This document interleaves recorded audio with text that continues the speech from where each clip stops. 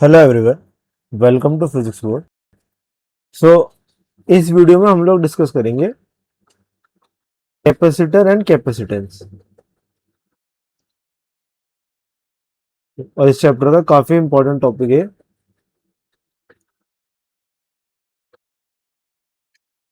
सो capacitor को या capacitance को डिफाइन करने से पहले कुछ बेसिक चीज हम लोग समझ लेते हैं। तो देखिए, अभी तक हमने जो पढ़ा है उसमें एक चीज हमने ये देखी थी कि जो इलेक्ट्रिक फील्ड होती है या जो इलेक्ट्रिक फोर्स होती है, इलेक्ट्रिक फील्ड बोलो या इलेक्ट्रिक फोर्स बोलो, वो कैसी होती है? कंजर्वेटिव इन नेचर होती है। और कंजर्वेटिव है तो उसके अंदर क्या हो सकता है? कंजर्वेटिव होने का फायदा ये है that it can store energy. Potential energy define करते हैं ना उसके लिए, तो अगर कंजर्वेटिव फील्ड है तो वो क्या कर सकती है? एनर्जी को स्टोर करती है। ठीक है, या कंजर्वेटिव फोर्स के अगेंस्ट वर्क डन करो तो एनर्जी स्टोर होती है। दोनों का तरीका एक मतलब दोनों तरीके हैं इस बात को कहने के। दूसरा मैं इस तरीके से कह सकता हूँ कि जो इलेक्ट्रिक फील्ड होती है वो एनर्जी को स्टोर करती है। ठीक है, so electric field stores energy. Okay, electric field stores energy. Okay, so इसी प्रिंसिपल पे बेस हम एक डिवाइस बनाते हैं जो कि एनर्जी को स्टोर करता है। ठीक है, और जब रिक्वायरमेंट होगी उसको इंस्टेंटेनियसली रिलीज करता है। उसी डिवाइस को बोलते हैं कैपेसिटर। ठीक है, एनर्जी स्टोर होगी इन the form of electric field. Okay, but ये कैपेसिटर का काम क्या होगा? It stores the energy and releases it instantaneously. तो अगर मुझे कैपेसिटर को डिफाइन करना हो, capacitor, so it is an electrical device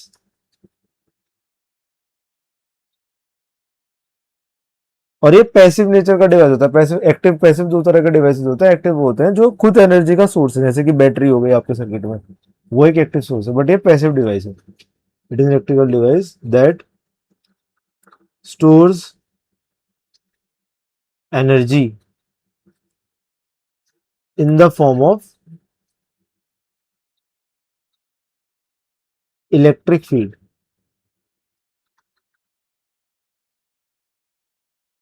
and can release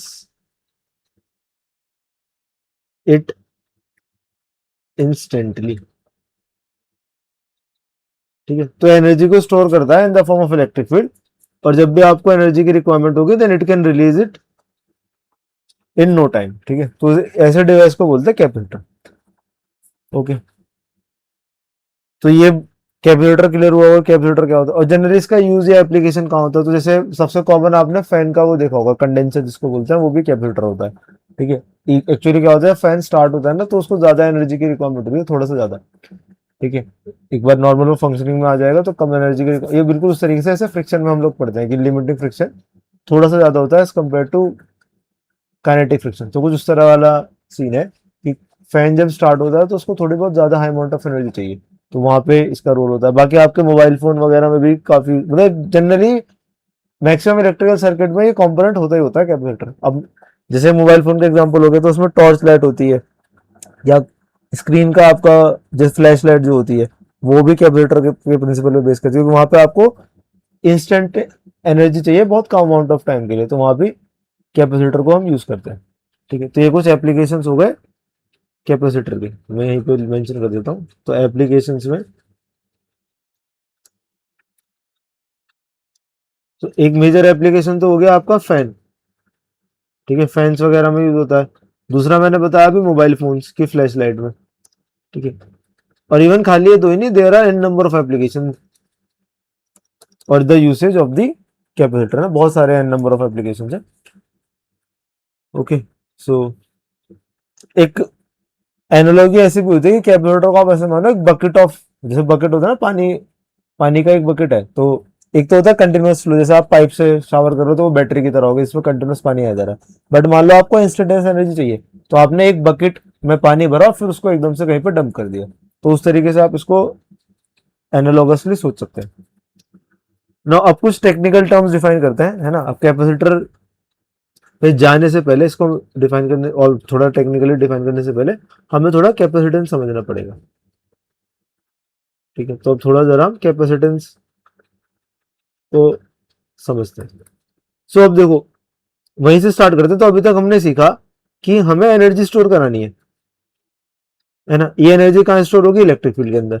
अब हमें एक चीज पता है कि इलेक्ट्रिक फील्ड डिपेंड करती है चार्ज पे, है ना। ई का फॉर्मूला अगर पॉइंट चार्ज के लिए भी देखें तो क्या होता है? Q upon 4πε0 r²। So electric field depend करती है चार्ज पे। दैट मीन्स जितना ज्यादा आप किसी भी मटेरियल पे चार्ज स्टोर कर पाओगे उतने ज्यादा वो इलेक्ट्रिक फील्ड बनाएगा। तो इसका मतलब, और जितना ज्यादा इलेक्ट्रिक फील्ड उतनी ज्यादा एनर्जी। तो एनर्जी का रेलेवेंस डायरेक्टली किस चीज पर है? चार्ज पर है।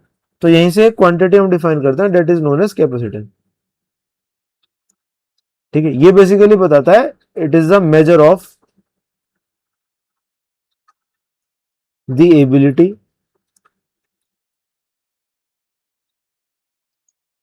ऑफ ए कंडक्टर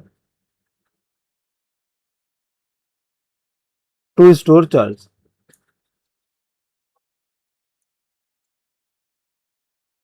ठीक है, तो बेसिकली ये बताता है किसी भी कंडक्टर की एबिलिटी कि वो कितना चार्ज स्टोर करेगा। ओके, सो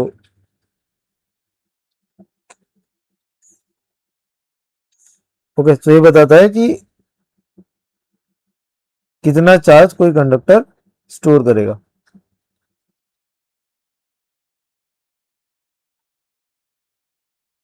क्या?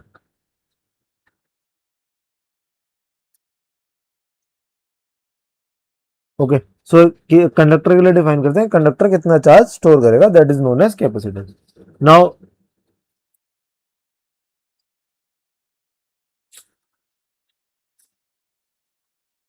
नेक्स्ट अब आप देखो, और अभी भी बताऊंगा कि कंडक्टर जनरली हम क्यों यूज करते हैं ना, अभी वो देखेंगे। जनरली कैपेसिटर को बनाने के लिए कंडक्टर को इस्तेमाल करते हैं, इसलिए डेफिनेशन भी कंडक्टर के रिस्पेक्ट में कि ठीक है, कि जो कैपेसिटर होता है it is the measure of the ability of a conductor to store charge. ठीक है, अब जरा एक बार प्रॉपर डेफिनेशन मैथमेटिकल एक्सप्रेशन देख लेते हैं कैपेसिटर का। सो कैपेसिटेंस को हम डिनोट करते हैं कैपिटल सी से। ओके, तो it is denoted by capital C, और फॉर्मूला होता है C is equal to, let me use another colour. So जो कैपेसिटेंस का फॉर्मूला होता है that is equal to Q by V. यहाँ पे ये जो क्यू है, ये जो कैपिटल क्यू है, it is the charge on the conductor, charge हो गया, और वी हो गया उसका पोटेंशियल। ठीक है, वी क्या हो गया उसका? वोल्टेज या फिर पोटेंशियल। ठीक है, वी हो गया वोल्टेज या फिर पोटेंशियल। अब देखो एक चीज तो ऑब्वियस है कि भाई हमें कैपेसिटेंस बता रहा है कितना चार्ज स्टोर है, तो कैपेसिटेंस चार्ज के प्रोपोर्शनल तो होना चाहिए, तो ऑब्वियस सी बात है। बट यहाँ पे वोल्टेज किस लिए यहाँ पे प्लेस करा है कि 1/v क्यों होता है? अब देखो, खाली हम यही नहीं देख रहे हैं कि कितना ज्यादा चार्ज का मतलब ज्यादा कैपेसिटेंस, हम ये भी देख रहे हैं कि उस चार्ज को स्टोर करने में कितने एफर्ट्स लगे। ठीक है, तो बेसिकली किसी कंडक्टर में चार्ज स्टोर करा वो तो ठीक है, बट मान लो अगर आपका आउटपुट, कोई आउटपुट अचीव करने के लिए अगर आपकी इनपुट बहुत ज्यादा लग रहा है, मतलब एफिशिएंसी अगर बहुत कम है, तो वो वर्थ डूइंग नहीं है वो चीज, है ना। तो हमें एफिशिएंसी का भी ध्यान रखना होता है। ठीक है, तो यहाँ पे हम ये तो देख रहे हैं कि कितना चार्ज आप कंडक्टर को दे रहे हो, बट एट व्हाट कॉस्ट। ठीक है, अब ये क्या सीन है, अब जरा ये चीज समझो। ठीक है, सो अब जैसे मान लीजिए मेरे पास ये कोई कंडक्टर है और इस पे कुछ चार्ज है, मान लेते हैं, या इसका पोटेंशियल अभी वी है, और मान लेते हैं मुझे छोटा सा स्मॉल क्यू चार्ज इस पे लेकर आना है, तो मुझे कुछ वर्क डन करना पड़ेगा, है ना, क्योंकि इसका पोटेंशियल ऑलरेडी वी है। तो मुझे इसे यहाँ प्लेस करने के लिए इस पे, है ना, मान लो इन्फिनिटी से लेकर आ रहे हैं, तो इन्फिनिटी से लाके इस पे प्लेस करने के लिए जो वर्क डन करना पड़ेगा, that work done will be equal to Q into V, है ना। ये ऑलरेडी हमें पता है, इस चार्ज को यहाँ से लाके इस कंडक्टर को देने के लिए जो वर्क डन होगा वो क्यू इंटू वी होगा। So clearly we can see कि जो वर्क डन होता है it is directly proportional to the voltage of the conductor. ठीक है, कंडक्टर पे चार्ज बिल्डअप करने में जो वर्क डन होगा it is directly proportional to the voltage of the conductor और the potential of the conductor. So जितना ये पोटेंशियल कम होगा उतना वर्क डन कम करना पड़ेगा, दैट मीन्स उतना इनपुट कम हो गया सेम चार्ज को स्टोर करने के लिए, है ना। और जितना ये पोटेंशियल ज्यादा होगा उतना वर्क डन ज्यादा करना पड़ेगा सेम चार्ज को स्टोर करने के लिए। So that's why we want कि पोटेंशियल कम से कम हो। इसीलिए देखो हमने डेफिनेशन में इसको इनवर्सली प्रोपोर्शनल का रिलेशन रखा है ना, इनवर्सली प्रोपोर्शनल। दैट मीन्स अगर वोल्टेज कम होगा तो कैपेसिटेंस ज्यादा होगा, मतलब एक अच्छा कैपेसिटेंस या ये मटेरियल का कैपेसिटेंस ज्यादा तब होता है जब कम एफर्ट में उस पर ज्यादा चार्ज स्टोर हो जाए। ठीक है, ठीक है। एक अच्छा ज्यादा कैपेसिटेंस का मतलब ये है कि एफर्ट में, कम एफर्ट में भी ज्यादा चार्ज हम स्टोर कर पा रहे हैं। ठीक है, तो ये पॉइंट समझ में आया कि हम चाहते हैं पोटेंशियल कम से कम। एक और रीजन होता है पोटेंशियल को कम करने का, है ना, वो भी मैं आपको बता देता हूँ। तो एक और रीजन क्या है भाई, जितना ज्यादा वोल्टेज होगा उतनी ज्यादा इलेक्ट्रिक फील्ड भी होगी, ये हमें पता है। अब मान लो कोई आइसोलेटेड, यही वाला आइसोलेटेड कंडक्टर है, अगर वोल्टेज बढ़ता रहेगा तो इलेक्ट्रिक फील्ड भी बढ़ती रहेगी। तो एक कॉन्सेप्ट होता है डाइलेक्ट्रिक ब्रेकडाउन। डाइलेक्ट्रिक ब्रेकडाउन, इसका मतलब क्या होता है?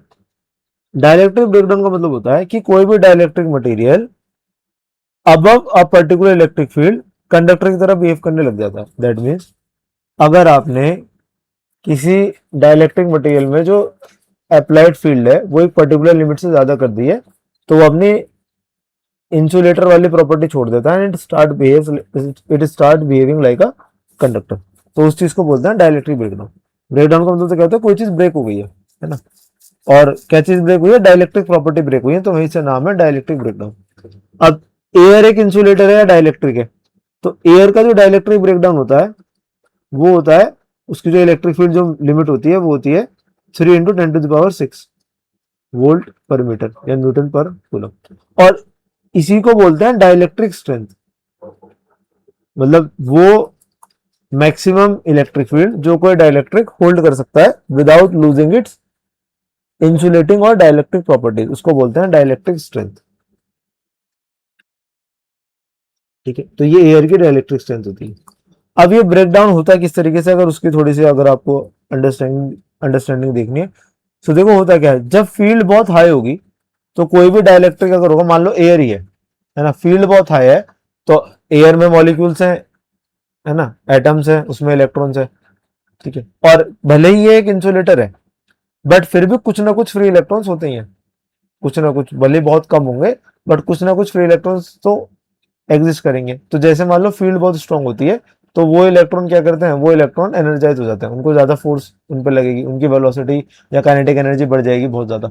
और फिर वो इलेक्ट्रॉन जब दूसरे एटम को हिट करेंगे या कोलाइड करेंगे, तो और इतनी एनर्जी अगर सफिशिएंट उनके पास है तो वहां से और इलेक्ट्रॉन्स को क्या कर देते हैं, एमिट करा देते हैं या इजेक्ट आउट करा देते हैं। तो इससे क्या होता है, एक एवलांच इफेक्ट क्रिएट हो जाता है। ठीक है, तो क्या होता है, पूरे मटेरियल में फिर नंबर ऑफ इलेक्ट्रॉन बहुत तेजी से बढ़ने लग जाते हैं, और ये अगर फ्री इलेक्ट्रॉन ज्यादा हो तो वही क्या बन जाता है, कंडक्टर। तो अब जो ये आपका इंसुलेटर या जो डाइलेक्ट्रिक है, ये धीरे धीरे कंडक्टर बनने लग जाता है ना, इसी को बोलते हैं ब्रेकडाउन। तो मैंने क्या समझाया कि कोई इलेक्ट्रॉन है, उसकी एनर्जी बढ़ेगी या इसकी स्पीड बढ़ गई, और अब वो जब दूसरे किसी एटम से, मटेरियल के दूसरे एटम से कोलाइड करेगा, तो यहाँ से और इलेक्ट्रॉन को निकाल देगा, और फिर ये और इलेक्ट्रॉन भी एनर्जाइज फॉर्म में है, इसके पास भी एनर्जी, तो ये फर्दर और एटम के साथ ये कोलाइड करके और इलेक्ट्रॉन्स को निकालेगा, ऐसे इससे और निकलेंगे, तो एक चेन रिएक्शन की तरह बनती चली जाएगी। एक इलेक्ट्रॉन और से कोलाइड करेगा, फिर वो, अब मान लो, है ना, और बनते चले जाएंगे। अब एक से, तो मैंने थोड़ा, एक तो एक से ही करेगा ना, तो ये थोड़ा ठीक कर देते हैं। ठीक है, बट ऐसे और भी तो एटम होंगे ना, वो भी बनने होंगे, तो ऐसे बहुत सारे चेन रिएक्शन की तरह स्टार्ट हो जाता है, और इसी इफेक्ट को बोलते हैं एवलांच इफेक्ट। और इवन अगर फ्री इलेक्ट्रॉन ना भी हो, जैसे मान लो कोई भी अगर फ्री इलेक्ट्रॉन शुरू में नहीं है, तो फिर भी इलेक्ट्रिक फील्ड इतनी अगर इतनी स्ट्रांग हो जाती है, तो वो एटम से भी इलेक्ट्रॉन को नॉकआउट ऐसे भी डायरेक्ट भी करा सकती है। जैसे तो मैंने बताया कि ऑलरेडी कोई फ्री इलेक्ट्रॉन था, तो वहां से एवलांच इफेक्ट शुरू हो गया। बट मान लो कोई अगर फ्री इलेक्ट्रॉन है ही नहीं, तो भी जो एटम में, ये आपको पता है एटम का स्ट्रक्चर कुछ इस तरीके से होता है, तो जो ये वैलेंस इलेक्ट्रॉन्स है, इलेक्ट्रिक फील्ड में जब इसको प्लेस करा है तो इनके ऊपर फोर्स लगेगी, और अगर वो फोर्स इतनी सफिशिएंट हो गई, या वो एनर्जी, या फोर्स के टर्म में देख लो या एनर्जी के टर्म में देख लो, अगर वो एनर्जी इतनी सफिशिएंट है कि वो इस इलेक्ट्रॉन को नॉकआउट कर सकती है, तो बिल्कुल होगा। ठीक है, और फिर वहां से भी आप समझ सकते हो, उसको जीनट ब्रेकडाउन की तरह देखते हैं। ठीक है, एवलांचे जीनट दो तरह के इफेक्ट होते हैं। तो आई गेस ये पॉइंट समझ में आया। तो हमारा ऑब्जेक्टिव ये है कि वोल्टेज या पोटेंशियल कम होना चाहिए फॉर लार्ज कैपेसिटेंस। ठीक है, बाकी एक कुछ कुछ छोटी छोटी चीजें, जैसे कि एक तो ये एक स्केलर क्वांटिटी है कैपेसिटेंस, दूसरा इसकी यूनिट का एक खास नाम होता है जिसको बोलते हैं ऐसा यूनिट, जो होती है वो ऐसा यूनिट वो होती है फेरेड, फेराडे के नाम पर है फेरेड, जिसको एफ से डिनोट करते हैं। ठीक है, और निकालने के लिए आप डायमेंशन भी निकाल सकते हैं, और बताइए जरा डायमेंशन कितनी होगी। सो चार्ज की डायमेंशन क्या होती है 80, ऊपर चार्ज हो गया, और इसकी डायमेंशन कितनी होगी पोटेंशियल की, तो पोटेंशियल होता है वर्क डन अपॉन चार्ज, तो नीचे वर्क डन की डेफिनेशन डायमेंशन लिखो ml2t-2, और चार्ज के ऊपर आ गए तो फिर से ऊपर आ गया चार्ज 80 आ जाएगा ऊपर, भाई नीचे चार्ज हो गया ना फिर से, तो वो चार्ज ऊपर चला जाएगा तो ये 80 आ जाएगा। ठीक है, तो ये डायमेंशन बनी, और निकालो इसको, तो ये क्या बना भाई, ये बना m-1 l-2, और -2 नीचे है ऊपर 2 है, तो 2 और -2 तो ऊपर जाके 4 हो जाएगा, t4 और a स्क्वायर, ये बनेगा ना, हाँ ये बनेगा। तो इसकी डायमेंशन ये बन गया ना m-1 l-2 t4 a2, so this is the dimension for the capacitance। Okay, ये चीज समझ में आती होगी। अब जरा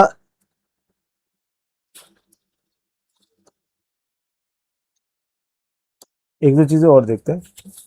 सो देखो, जो कैपेसिटर होता है ना, अब मैं जरा कैपेसिटर का डिजाइन पे आपको बताता हूँ, डिजाइन बताता हूँ इसका।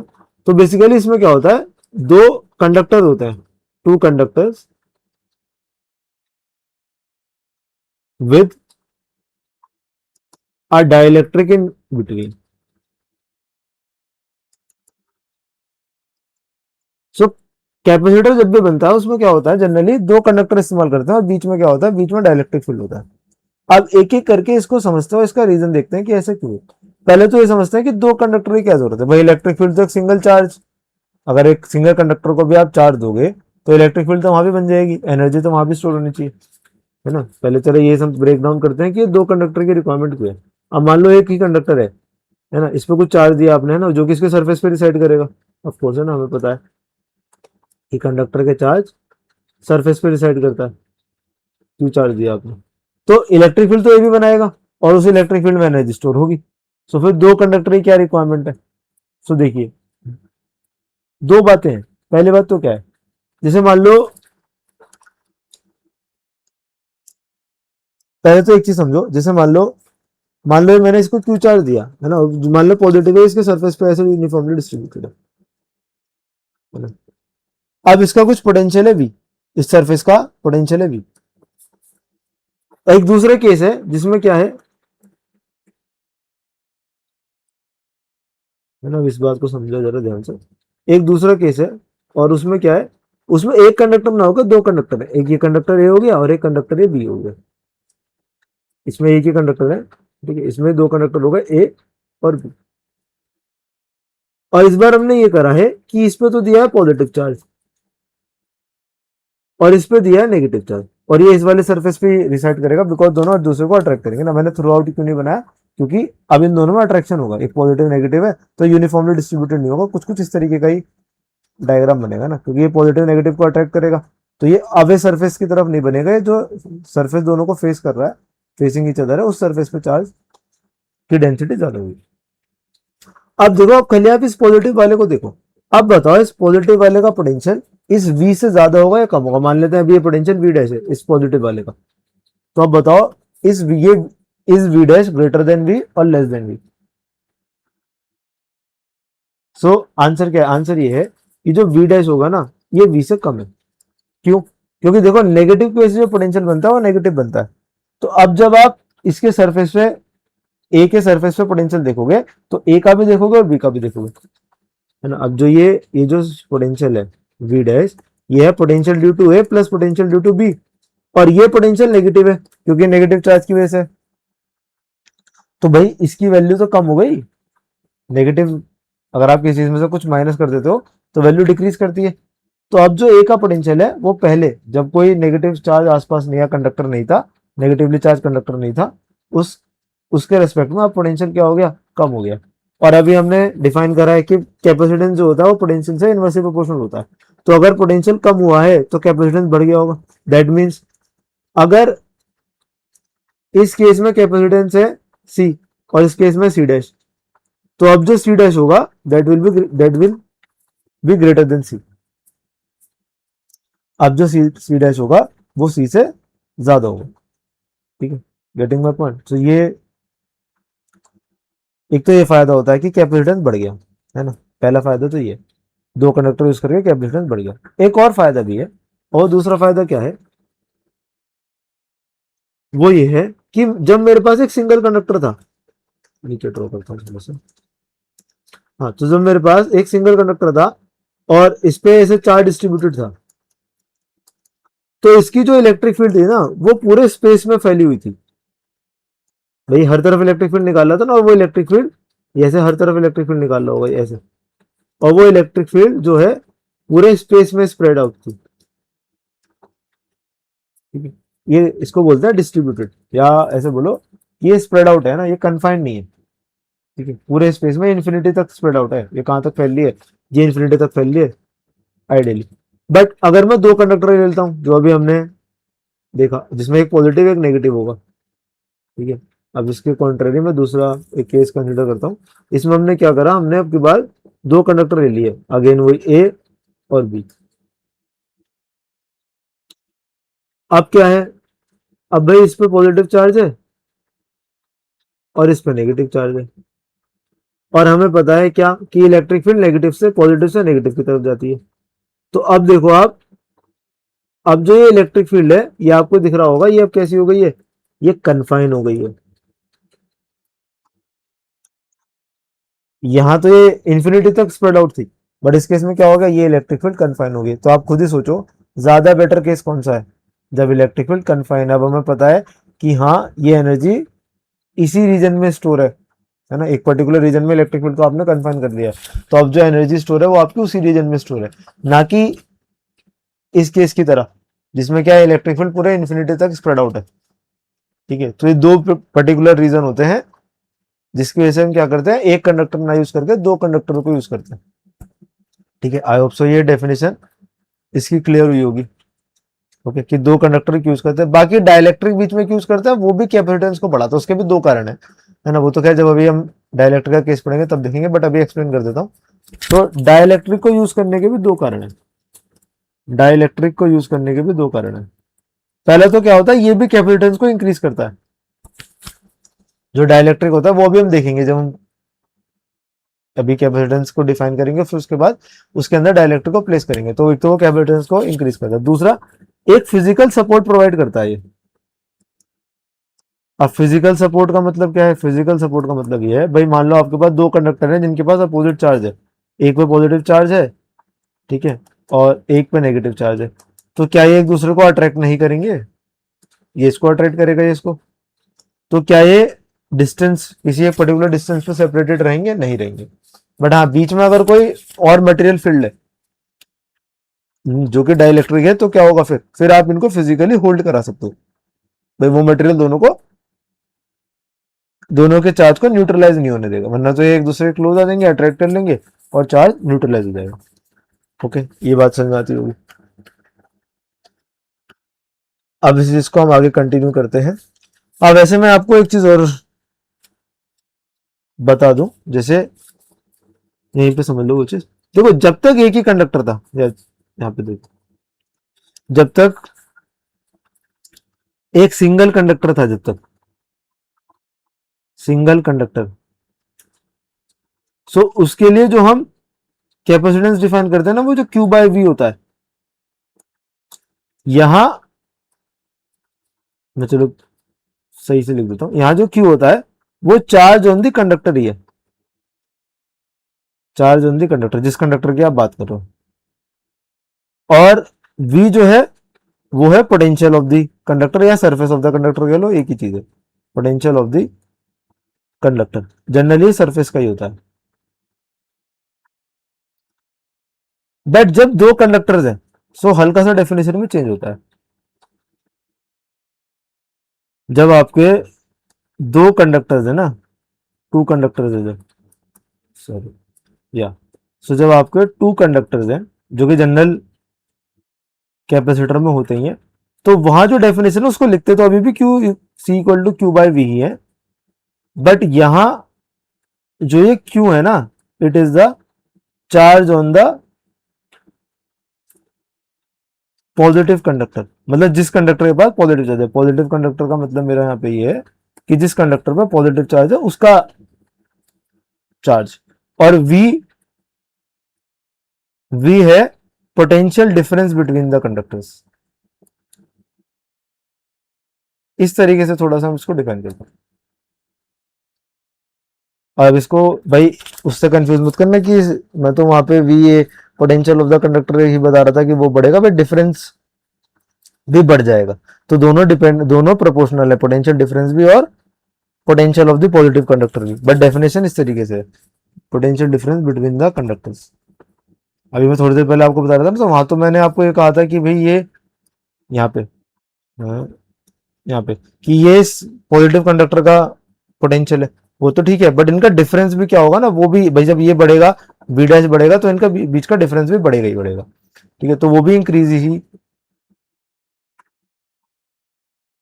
मतलब वो डिपेंड ही करता है, डायरेक्टली प्रोपोर्शनल होता है इसका पोटेंशियल और पॉजिटिव का पोटेंशियल, और दोनों के बीच का डिफरेंस। ठीक है, ओके, सो ये चीज हो गई।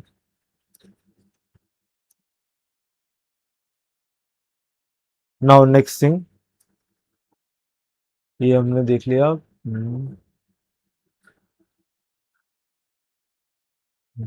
अब जरा कुछ पर्टिकुलर मटेरियल के लिए कैपेसिटेंस को डिफाइन करते हैं।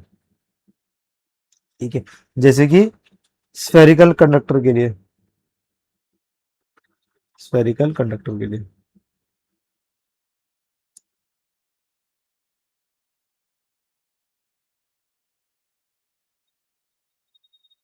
अब मान लेते हैं ये हमारे पास एक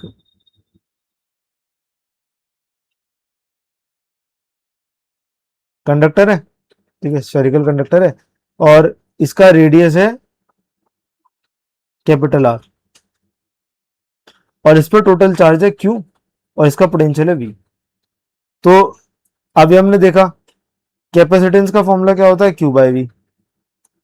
चार्ज है क्यू, वोल्टेज इसके सरफेस पे, अगर इस पे चार्ज है, मान लो कंडक्टर, इस पे चार्ज सरफेस पे ऐसे स्प्रेड आउट है, तो इसके सरफेस का पोटेंशियल कितना होगा, तो स्फेयर के लिए हमें पता है पोटेंशियल कितना होगा स्फेयर के लिए, v जो होगा ये इक्वल होगा q upon 4 pi epsilon naught r के। तो यहाँ पे v की जगह पुट करो q, और ये अपॉन 4 पाई एप्सिलॉन नॉट, ये ऊपर आ जाएगा 4 पाई एप्सिलॉन नॉट r। तो यहाँ से देखो q से q कैंसिल हो गया, सो फाइनली कैपेसिटेंस का एक्सप्रेशन क्या बना, capacitance is equal to 4 pi epsilon naught r। तो किसी भी स्फेरिकल कंडक्टर के लिए जो कैपेसिटेंस होता है वो इतना होता है। बाकी इससे आप अर्थ का भी निकाल सकते हो, और इवन जो फेराड ये यूनिट है, ये काफी बड़ी यूनिट है। सो जनरली जो आपको कैपेसिटेंस देखने को मिलेगी वो माइक्रो फेराड, पिको फेराड, ठीक है, इस रेंज में देखने को मिलता है। ओके, अब चाहो तो आप अर्थ की भी कैपेसिटेंस निकाल सकते हो। भाई अर्थ का रेडियस कितना होता है, 6400 kilometre. So as an homework आप इसको निकाल के एक बार देख सकते हो कि कितना कैपेसिटेंस अर्थ का होगा। ये अर्थ का रेडियस है ना, अर्थ का, अगर उसके परफेक्ट स्फीयर हम ट्रीट करें, है ना। अब जरा देखो, अभी तक हमने ये देखा कि कैपेसिटर को बनाने के लिए हम दो कंडक्टर इस्तेमाल करते हैं, एक को पॉजिटिव चार्ज देंगे, एक को नेगेटिव चार्ज देंगे। अब हम जनरली करते क्या है, हम, अब देखो हमें जनरली डिवाइस में या किसी भी उसमें जरूरत क्या पड़ती है, तो सोचो जरा, हमने चैप्टर शुरू कहां से करा था कि एक बट हमें इलेक्ट्रिक फील्ड के फॉर्म में एनर्जी को स्टोर कराना है, और फिर जब उसको यूज होगा तो उस एनर्जी को हम यूटिलाइज कर देंगे, तो फिर उसको दोबारा भी तो स्टोर कराना पड़ेगा एनर्जी को।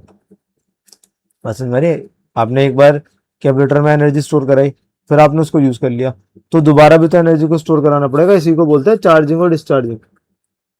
कैपेसिटर में जब एनर्जी स्टोर करा रहे हो तो चार्जिंग हो रही है, और जब उसमें से एनर्जी जा रही है तो डिस्चार्जिंग हो रही है। अब ये इफेक्टिवली हो पाए उसके लिए चाहिए perfect movement of charge particles, तभी कैपेसिटर हमेशा कंडक्टर का बनाते हैं, ताकि चार्जिंग और डिस्चार्जिंग इजीली हो पाए। एक एक चीज तो ये, सेकंड थिंग, भाई जब मुझे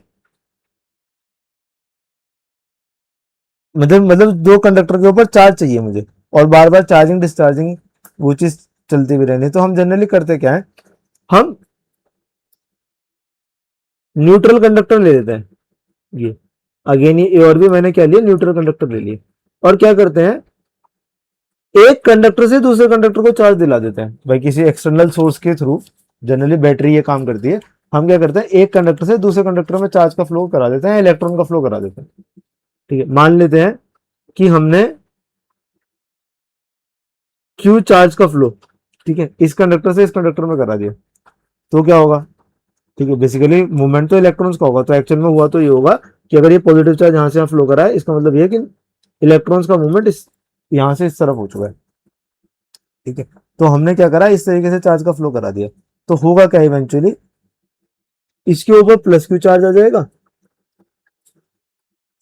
और इसके ऊपर माइनस क्यू चार्ज आ जाएगा। ये अगेन किसी एक्सटर्नल सोर्स की वजह से होगा, जो कि जनरली क्या होता है, बैटरी होती है। ठीक है, तो हमने क्या करा है, समझो हमने हमें कंडक्टर को चार्ज देना था, तो हम क्या कर रहे हैं, हमने इनिशियली न्यूट्रल कंडक्टर्स लिए और एक कंडक्टर से दूसरे कंडक्टर में चार्ज का फ्लो करा देना है, तो होगा क्या इवेंचुअली, एक कंडक्टर पॉजिटिवली चार्ज हो जाएगा और एक कंडक्टर पर नेगेटिव चार्ज हो जाएगा। और यही तो हम चाह रहे थे कैपेसिटर बनाने के लिए, कि एक पे पॉजिटिव चार्ज हो और दूसरे पे नेगेटिव चार्ज हो। ठीक है, बात समझ मेरी।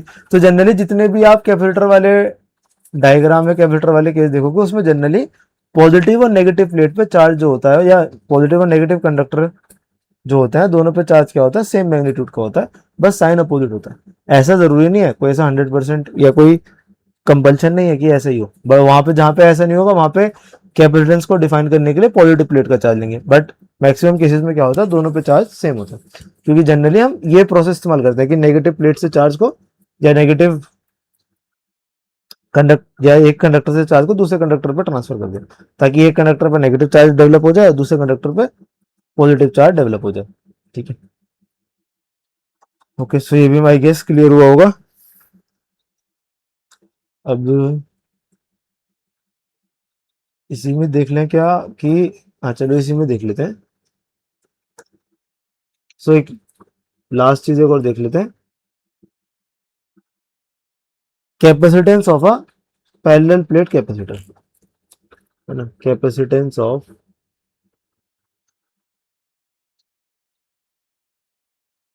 Parallel plate capacitor.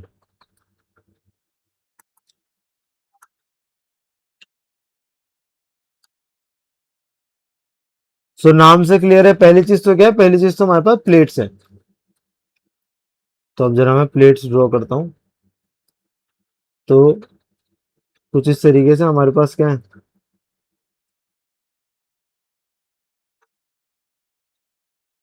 कुछ इस तरीके से हमारे पास प्लेट्स है जो कि पैरेलली प्लेस्ड है, ये हो गई।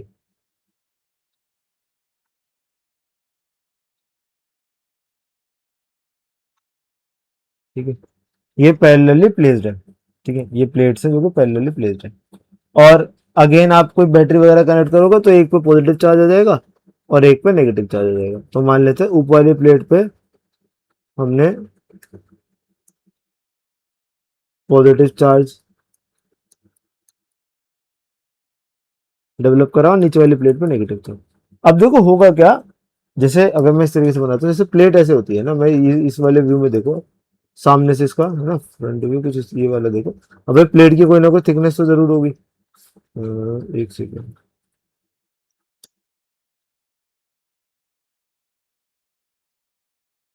सामने से ऐसे देखो, ऐसी ये प्लेट्स है ना ये।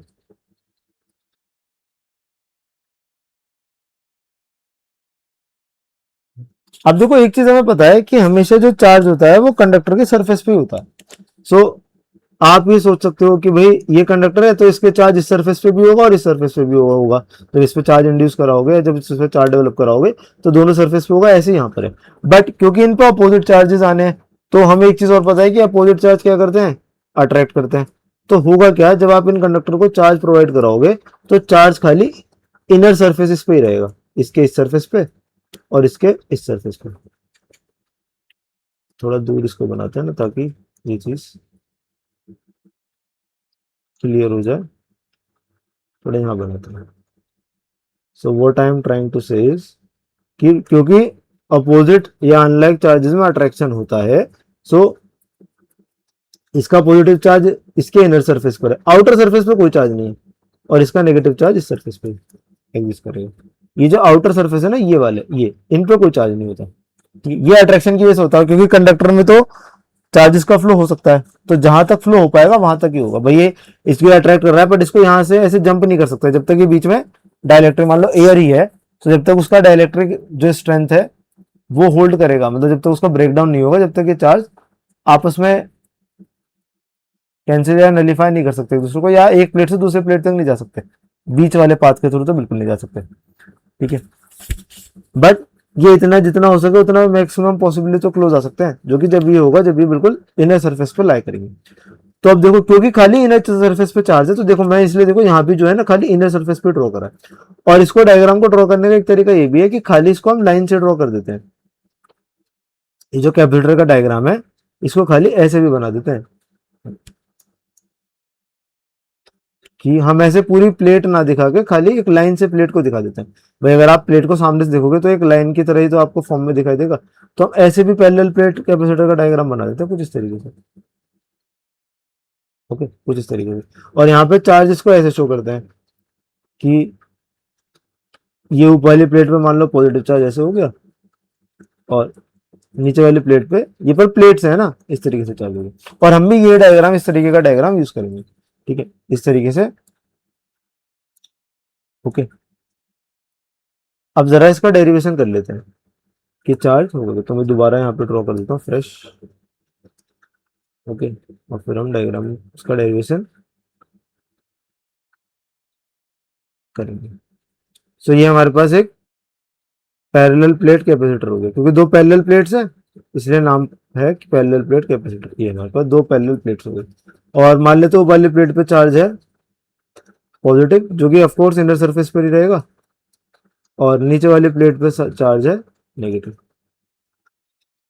सो अब हमें पता है बीच में क्या होगा, पॉजिटिव से नेगेटिव एक इलेक्ट्रिक फील्ड होगी, और जो ऑफकोर्स यूनिफॉर्म भी होगी, क्योंकि पैरेलल प्लेट है। मान लेते हैं ये इलेक्ट्रिक फील्ड जो है दोनों के बीच में जो एग्जिस्ट करती है। और मान लेते हैं कि जो इन दोनों प्लेट के बीच का जो सेपरेशन है वो है स्मॉल डी, और जो इन प्लेट्स का क्रॉस सेक्शनल एरिया है वो है कैपिटल है, क्योंकि इन पैरामीटर की जरूरत पड़ेगी तो हमने इनको डिफाइन करा है। कैपिटल है cross sectional area, small D है सेपरेशन बिटवीन द प्लेट्स, और ई है इलेक्ट्रिक फील्ड। सो अब देखिए कैपेसिटर का फॉर्मूला क्या है, चार्ज अपॉन वोल्टेज। ठीक है, ये है जहां पे भी दोनों के बीच का पोटेंशियल डिफरेंस है।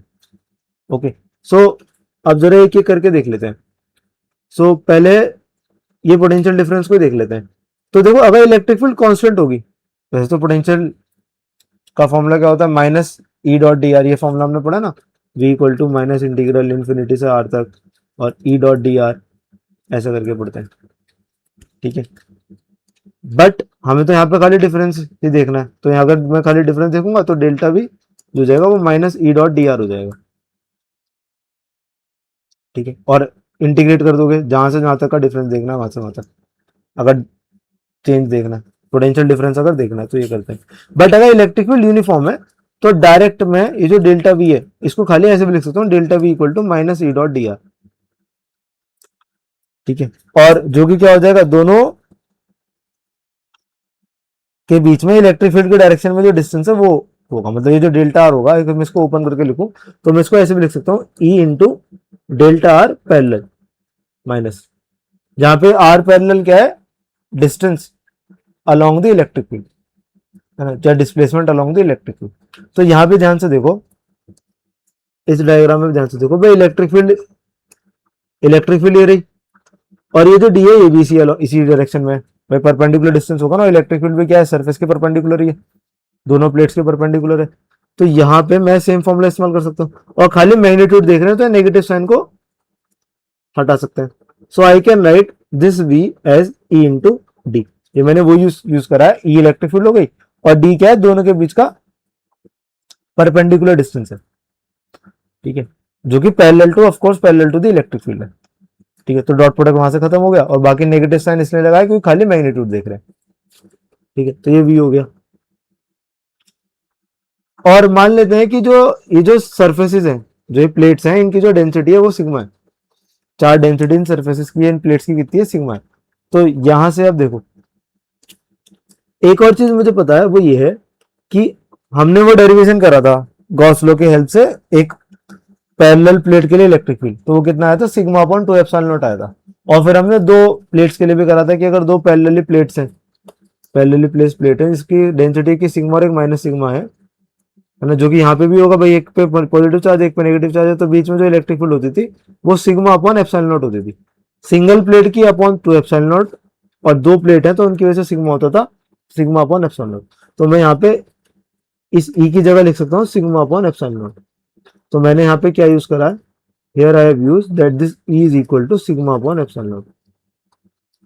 और सिग्मा मुझे पता है, सिग्मा क्या होगा, डेंसिटी क्या होती है sir, surface charge density, sigma होता है क्यू बाय ए, है ना। यहाँ पे मैंने क्या यूज करा, यहाँ पे here I have used sigma is equal to Q by A, charge on the plate upon. ठीक है, अब क्या है, यहाँ पे पॉजिटिव नेगेटिव प्लेट दोनों पे चार्ज सेम है, बस मैग्नीट्यूड का डिफरेंस है, तो क्यू, और जो कि क्यू ही है ना। अब ये सारी चीजें फॉर्मूले में पुट कर दो, तो सी इक्वल टू क्यू की जगह क्यू हो गया और वी की जगह ये हो गया Q D upon A epsilon not है, तो वो ऊपर आ जाएगा A epsilon not. So here you can see कि ये जो क्यू है इसके ये क्यू कैंसिल हो सकता है। So finally what we are left with, so finally जो हमारे पास बचा C equal to epsilon naught A by D. ये एक्सप्रेशन है एक पैरेलल प्लेट कैपेसिटर के लिए। कैपेसिटेंस कितने हैं, epsilon naught A by D. और यहां से आप एक चीज ऑब्जर्व कर सकते हो, इवन ये भी देखोगे और इससे पहले भी जो फॉर्मूला हमने देखा था, इससे पहले भी हमने जो फॉर्मूला देखा था ये वाला, इनमें ऑब्जर्व करने वाली बात यह है कि कैपेसिटेंस ना तो फाइनली ना तो चार्ज पर डिपेंड कर रहा है और ना ही पोटेंशियल पर डिपेंड कर रहा है, ये खाली ज्योमेट्री ऑफ द कंडक्टर पर डिपेंड कर रहा है। भाई आर क्या है, ज्योमेट्री है ना, कि उसका रेडियस कितना है, कितना साइज है। और ऐसे यहाँ पे ये ए और डी ये भी क्या है, ये भी ज्योमेट्री है। तो यहाँ से कुछ हम चीजें कह सकते हैं। पहली चीज तो ये capacitor depends on the geometry of the conductor, nature पे भी डिपेंड नहीं करता, किस पे करता है, खाली ज्योमेट्री ऑफ द कंडक्टर पे करता है। मतलब ये नहीं कि आयरन कंडक्टर का आपने बनाया कैपेसिटर या आपने कॉपर का बनाया, उससे फर्क नहीं पड़ता। बट मेन चीज क्या है, मेन चीज है geometry of the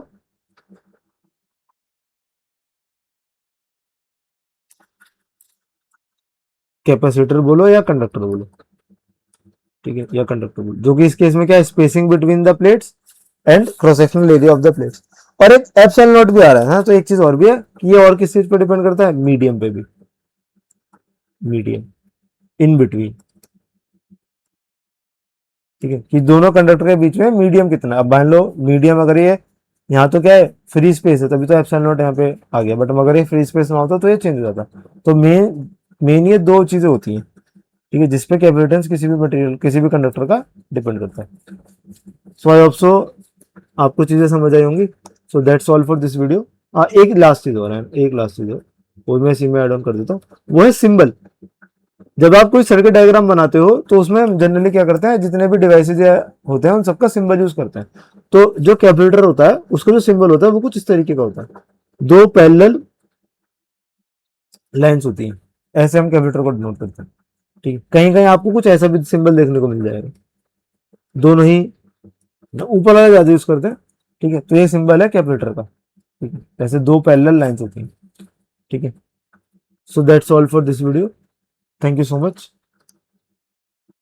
I hope so आपको इन्फॉर्मेटिव लगी होगी। Rest if you have any doubt then you can leave it in the comment section. Thank you so much.